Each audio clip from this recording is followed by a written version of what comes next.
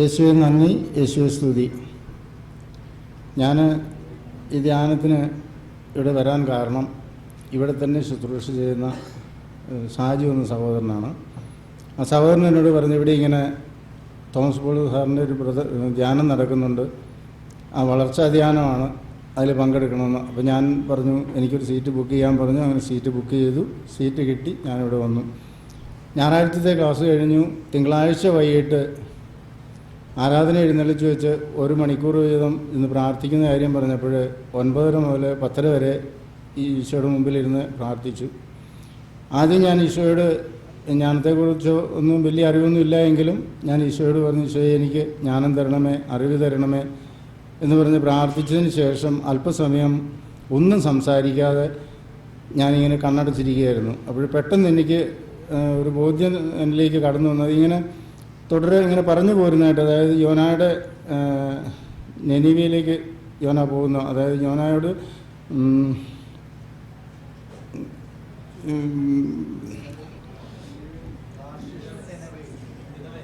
നിനവയിലേക്ക് പോകാനായിട്ട് ദൈവം പറഞ്ഞപ്പോൾ യോന അത് നിരസിച്ചുകൊണ്ട് നിനവയിലേക്ക് പോകുന്നതായിട്ട് അതിന് താർശീശിലേക്ക് പോവുക.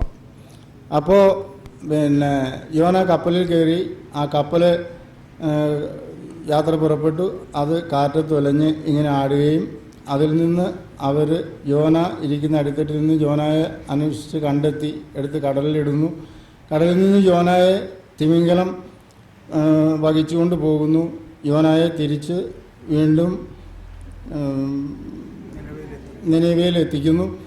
യോന പോയി ജനങ്ങളോട് മാനസാന്തരപ്പെടുവാൻ വേണ്ടി പ്രഘോഷിക്കുന്നു. അതിനുശേഷം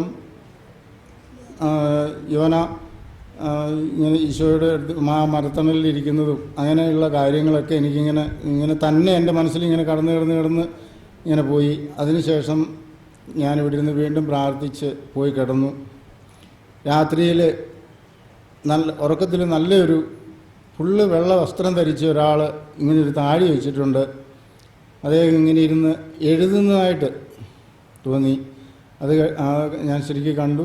അതിനുശേഷം ഞാൻ രാവിലെ എഴുന്നേറ്റു, പ്രാർത്ഥിച്ച് ഇവിടെ വന്നിരുന്നു. ഇന്നലെ ആൾക്കാരൊക്കെ ഇവിടെ വന്ന് പറഞ്ഞപ്പോഴും ഇനി പറയണമെന്നുണ്ട്, പക്ഷേ എന്തോ ഞാനിങ്ങനെ മടിച്ച് അവിടെ ഇരിക്കുമായിരുന്നു. ഇന്നും രാവിലെ ഓരോരുത്തർ പറഞ്ഞപ്പോഴും ഞാൻ വിചാരിച്ചു പറയണം. പിന്നെയും ഞാൻ വിചാരിക്കും വേണ്ട, പക്ഷേ എനിക്ക് പറയണമെന്ന് ഭയങ്കര ആഗ്രഹമുണ്ടെന്നാൽ പറയാൻ പറ്റുന്നില്ല. അത് കഴിഞ്ഞു. പിന്നെ ഇത് അതേപോലെ തന്നെ ഈ ജ്ഞാനത്തെക്കുറിച്ച്, അറിവിനെക്കുറിച്ച്, നീതിയെക്കുറിച്ച് ഇങ്ങനെ പല ധ്യാനകേന്ദ്രങ്ങളിലും ധ്യാനം കൂടുമ്പോഴും പറയുന്നത് കേൾക്കുന്നുണ്ട്. എന്നാൽ ശരിക്ക് എന്താണ് ഇതിനെന്നുള്ളത് ഒരു ബോധ്യം എനിക്കില്ലായിരുന്നു, ഒരു അറിവുമില്ലായിരുന്നു. എന്നാൽ ഇവിടെ വന്ന് ക്ലാസ് കേട്ടപ്പോൾ ഒത്തിരി പുതിയ ബോധ്യങ്ങൾ ഈശോ എനിക്ക് നൽകിയിട്ടുണ്ട്. അതുപോലെ തന്നെ എനിക്ക് ഏറ്റവും വലിയൊരു ആഗ്രഹമായിരുന്നു ഈശോയെ ഒന്ന് ദർശിക്കണം, ദർശനം കാണണമെന്ന് ഞാൻ എപ്പോഴും ഇങ്ങനെ പ്രാർത്ഥിക്കുമായിരുന്നു. അതെൻ്റെ അറിയാവുന്ന മധ്യസ്ഥം പ്രാർത്ഥിക്കുന്നവരോട്, വചനം പ്രഘോഷിക്കുന്നവരോടൊക്കെ ഞാൻ എപ്പോഴും പറയുമായിരുന്നു, എനിക്കിങ്ങനെ ഒരു ആഗ്രഹമുണ്ട്, നിങ്ങൾ പ്രാർത്ഥിക്കണമെന്ന്. പക്ഷേ ഇതുവരെ അതിനെനിക്ക് കഴിഞ്ഞിട്ടില്ല. പക്ഷേ ഇപ്പോഴെനിക്ക് മനസ്സിലായി, ദർശനത്തെക്കാട്ടിലൊക്കെ ഉപരി ജ്ഞാനത്തിൽ നിറയുമ്പോഴാണ് ഒരു വ്യക്തിക്ക് കൂടുതലായിട്ട് ദൈവത്തെ അറിയാൻ, ദൈവത്തിൻ്റെ നീതിയെ അറിയാനായിട്ട് സാധിക്കുക എന്ന്. ഇത്രയേ ഉള്ളൂ. സംശയം.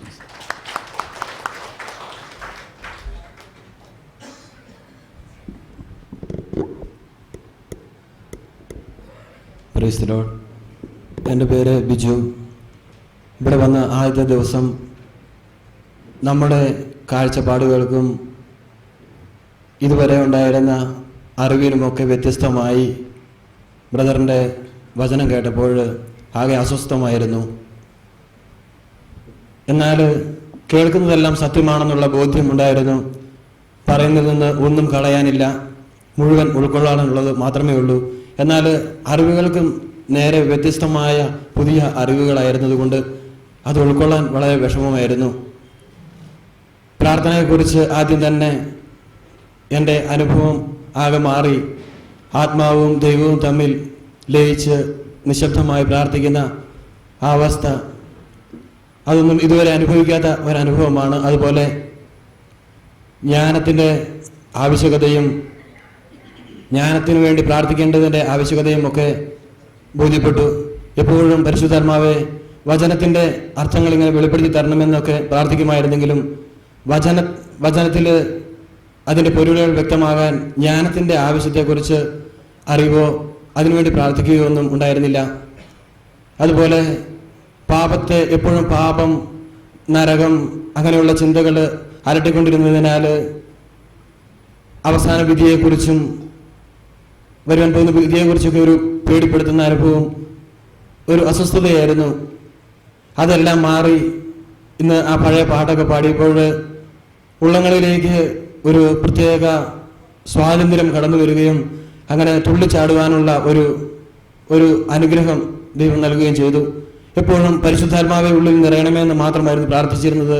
എന്നാൽ പിതാവും പുത്രനും പരിശുദ്ധാത്മാവുമാകുന്ന ത്രിയേക ദൈവം നമ്മുടെ ഉള്ളങ്ങളിൽ നിറയുന്ന ആ പുതിയ അറിവ്, അതൊക്കെ ഇപ്പോൾ മാത്രമാണ് സാധ്യമായത്. ദൈവം ബ്രദറിലൂടെ നൽകിയ എല്ലാ അറിവുകൾക്കും 1000 നന്ദി പറയുന്നു. യേശുവെ നന്ദി, യേശുവെ സ്തുതി.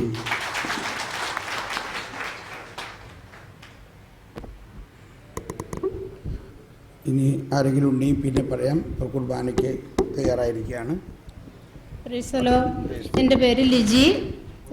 ഞാനൊരു ധ്യാനഗുരുവിൻ്റെ കൂടെ ധ്യാന കേന്ദ്രത്തിൽ ശുശ്രൂഷ ചെയ്യുന്നുണ്ട്. അത്യാവശ്യം എനിക്ക് ഇവിടെ വന്നിട്ട് പരിശുദ്ധാത്മാഭിഷേക ധ്യാനത്തിൽ പങ്കെടുക്കാൻ കഴിഞ്ഞതിൽ, വരദാനങ്ങളുടെ വളർച്ചാ ധ്യാനത്തിൽ പങ്കെടുക്കാൻ കഴിഞ്ഞതിൽ ഒത്തിരി സന്തോഷം. തോമസ് സാറിൻ്റെ ക്ലാസ്സുകളിലൂടെ എല്ലാ കാര്യങ്ങളും വ്യക്തമായി പറഞ്ഞുവെങ്കിലും എനിക്ക് മൊത്തത്തിൽ മനസ്സിലാക്കാൻ സാധിച്ചില്ലെങ്കിലും പരമാവധി എല്ലാ കാര്യങ്ങളും തന്നെ മനസ്സിലാക്കാൻ കഴിഞ്ഞു എന്നുള്ളതാണ് എൻ്റെ വിശ്വാസം. അതോടൊപ്പം തന്നെ വരദാനങ്ങളുടെ വളർച്ചയിൽ ഈശോയുടെ സ്വർഗീയ വാതിൽ എൻ്റെ മുൻപിൽ തുറക്കപ്പെട്ടു എന്ന് എനിക്ക് പൂർണ്ണമായും ബോധ്യമായി കഴിഞ്ഞു. കാരണം എന്താണെന്ന് ചോദിച്ചാൽ, ഇന്നലെ ബ്രദർ നമ്മളോട് പരസ്പരം പ്രാർത്ഥിക്കാൻ പറഞ്ഞ സമയത്ത് ഞാൻ എല്ലാവരും പരസ്പരം തലയിൽ കൈവച്ച് പ്രാർത്ഥിക്കുകയും ഓരോരുത്തരുടെ തലയിൽ കൈവച്ച് പ്രാർത്ഥിച്ചപ്പോഴും പരസ്പരം ഒരിക്കലും കാണാത്ത വ്യക്തികളായിരുന്നു എങ്കിൽ കൂടി അവരുടെ സാഹചര്യങ്ങളെക്കുറിച്ച് ഓരോ കാര്യങ്ങൾ ഈശോ എനിക്ക് വ്യക്തമാക്കി തന്നു. അപ്പോൾ അത് ഞാൻ അവരോട് ചോദിച്ചു കഴിഞ്ഞപ്പോൾ പറഞ്ഞ കാര്യങ്ങളെല്ലാം കൃത്യമായിരുന്നു. അപ്പോൾ അതിൽ എനിക്ക് വരദാനങ്ങളുടെ വളർച്ച എന്നിലേക്ക് ദൈവം എന്നിൽ ചൊരിഞ്ഞു കഴിഞ്ഞു എന്ന് പൂർണ്ണമായി ഞാൻ വിശ്വസിക്കുന്നു. യേശുവെ നന്ദി, യേശുവെ സ്തുതി. നമ്മളിനി സാവധാനം വരദാനങ്ങളും ലേക്ക് കടക്കും. അപ്പോൾ ഈ വിശുദ്ധ കുർബാനയിൽ നമ്മൾ അതിനൊക്കെ വേണ്ടിയുള്ള താല്പര്യത്തിലേക്ക് വരിക. പ്രധാനമായിട്ട് പെട്ടെന്നൊരു കാര്യം പറഞ്ഞോട്ടെ. ഈ വരദാനങ്ങൾ ഈശോയിൽ പ്രവർത്തിച്ചു, എന്നാൽ ഫരിസേയരിലും നിയമജ്ഞരിലും ഒരു വരദാനവും പ്രവർത്തിച്ചില്ല. ശ്രദ്ധിക്കണ്ടോ? ഇല്ലേ? മാത്രമല്ല, അവർ വരദാനങ്ങളുടെ പ്രവർത്തനത്തിനെ വിമർശിക്കുകയും ഈശോയോട് തന്നെ പറഞ്ഞു, നീ ഈ അശുദ്ധാത്മാക്കളെ പുറത്താക്കുന്നത് പിശാചിൻ്റെ പ്രവർത്തനത്തിലൂടെയാണ്. അപ്പോൾ ഇത് വലിയൊരു തുറവിയാണ് നമുക്കുണ്ടാകേണ്ടത്. നമ്മളിൽ എല്ലാ വരദാനങ്ങളും ഉണ്ട്. പക്ഷേ അതിൻ്റെ പ്രവർത്തനത്തിന് നമ്മളിൽ തടസ്സമുണ്ടാക്കുന്നത്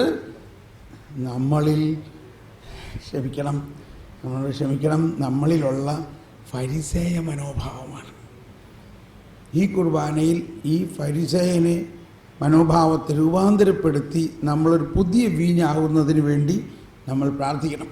പ്ലീസ്.